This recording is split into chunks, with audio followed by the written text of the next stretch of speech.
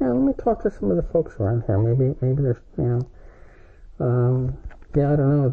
Maybe the BTCA guys can do something there. I don't know. Moving over to COVID, are you still working out of the house, or are you back in the office, or how do you guys do over the last, year or two? Yeah, I'm home right now, but we're doing mandatory 3 days a week in the office, at least, minimum 3 days in a week. Mm-hmm.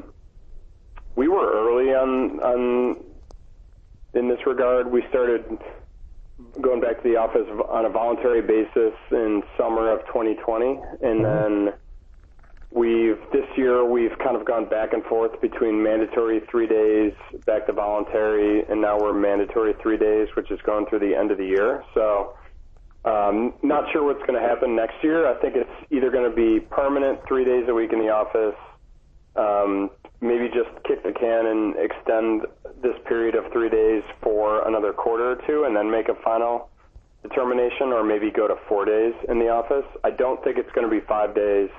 I don't think it's going to be 2 days. It's definitely not going to be permanent flexibility. So somewhere in that hybrid world, and in my opinion, 3 days in, 2 days flexibility works pretty well. What do you think is going to be the longest, the greatest long-term impact from, the pandemic? Is it this, flexible workforce, or is it going to be, the technology footprint? What do you think will be the longest? Yeah, I think from our perspective, I think flexible workforce and trying to figure out how to leverage that, how to consider it when you're recruiting and retaining talent, because it's already being used as a competitive advantage from a recruiting standpoint, but also talent development and collaboration. Like, how do you actually move initiatives forward in this fully remote or for us, like, hybrid environment? Because the series of meetings, it gets kind of clunky when you have some in and some home. So if you're doing what we're doing, like 3 days a week in the office, we make Tuesday and Thursday mandatory days so that you can schedule like purposeful meetings and interactions around those days, so you can keep initiatives moving forward. I just think, people, like the whole fully remote work thing, people like adapted how to make it work and how to operate, and everyone feels like it's going great, but I just think that there are a lot of examples of not really moving initiatives forward. You're just kind of doing your job every day, and you're executing, but the strategic collaboration, I think, is more difficult. It's also difficult if you have some in and some home. So trying to figure that out, I think that's the biggest takeaway. I think technology, everyone says they're pretty good, so I think that it of course is kind of changing the landscape in terms of being able to communicate with each other kind of virtually, meeting participation, things like that. Obviously Zoom and all the Teams and all the tools, everything like that. And I would continue to probably see new products for that. Mm-hmm. Changing like disaster recovery, location planning comes from that. I know the cell side was struggling with like phone setups, like turret phones and connectivity. So trying to iron out those wrinkles. It's probably not perfect yet. I think there's a security consideration, how you access your network, and I think like having like a best practices out of the box home network solution, or like here's a box. You're going to work. You're joining the company and you're going to work from home 2 days a week. Like, here's a box that has everything you need in terms of monitors, phone, like maybe a router or some way to access the network, a backup battery source in case you lose power, a mobile like wireless hotspot in case you lose Wi-Fi, things like that. Like, just making that standardized. Yeah. Moving on to the retail side, we saw the retail kind of go crazy earlier this year. Has the meme stock thing impacted you guys? No, not really. I think we had one I'm thinking back to the beginning of the year. We had one stock that we owned that got caught up with it. We owned BlackBerry, and we sold it kind of throughout that whole process in January and February. Oh, so that was good for you guys. Yeah, it was good. It wasn't a huge position, but it worked out. I mean, the market took it to a valuation that was, and a stock price that was well beyond our sell target. And so, like normal portfolio rebalance, portfolio management, we were just selling that and using the cash to buy something that had a higher expected return. So that's just kind of normal course of business. It happened a lot faster than any of us expected. So otherwise, it didn't really directly impact us. I think we're not long short, we're long only, so no issues there.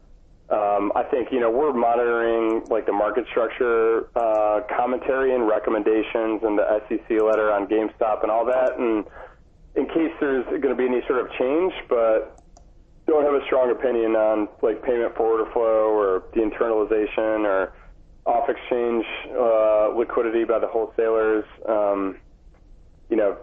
I feel like we're unimpacted by it. I sort of wonder about, I know the exchanges all want to bring that retail volume back on exchange, so that'll be interesting to kind of monitor what develops there. And I think about retail for just like how much of the daily volume it actually constitutes, and the concept of inaccessible liquidity, and kind of going back to benchmarking costs and understanding like pre-trade impact costs. Is there a way to properly like discount the volume, like the average volume or the expected volume, or should there be some sort of an adjustment to your expected impact because of so much volume is retail and quote unquote inaccessible? And I don't even know if that's the right way to think about it or not, because like if Citadel's internalizing Ameritrade volumes and printing them on a TRF for that part of the trade, they're eventually, I think, coming back to the market to unwind. So, like, they got that unwind, I think, is accessible.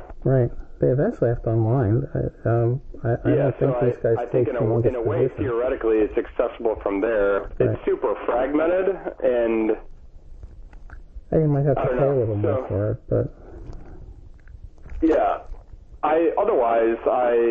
It's kind of been a sideshow. Yeah. How long do you think the above average retail participation lasts? Do you think this is for everything because of zero commissions, or is this until the next huge market downturn and everybody gets wiped out like we've seen before? Yeah, impossible to predict. I think that there's some permanence to it because of zero commissions, because of the rapid development of social platforms and the velocity of information flow and how readily available it is and how people are sharing in a new way. Mm-hmm. And I think that there's a generation who's had success. Like younger people seem to be more engaged and exposed to the stock market than previous generations. It's very accessible to them. They can trade at no cost. Things like Robinhood, et cetera, has made it more accessible and cool, I guess.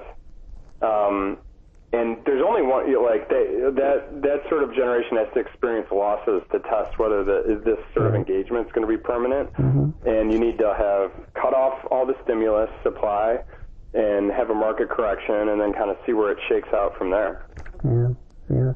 Yeah, I would kind of agree. I think some of it's going to be permanent. I think the tools and the technologies are getting better, and the zero commissions certainly raise the tide. But I think also some of it does, get washed out with a downturn. So yeah, it's got to be somewhere in the middle, I think. But yeah, I don't know. Moving to active to passive, certainly. Given what's going on in the last year and a half, we've seen active actually be pretty strong given whole market sectors have either underperformed or overperformed given the pandemic. Do you think this active kind of surge, if you want to call it, remains, or do you think we wind it back into kind of the secular kind of passive, just under roads.